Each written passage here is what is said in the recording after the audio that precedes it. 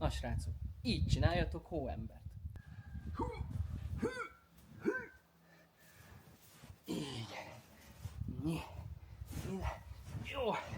Beülünk, hogy be tudjuk magunkat takarni. Így. Így.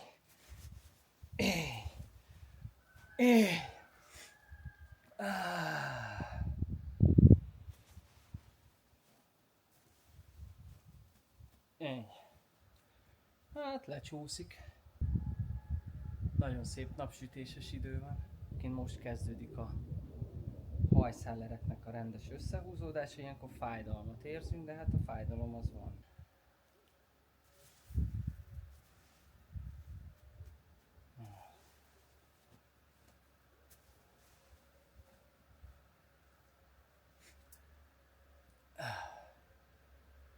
Na, most még jobb.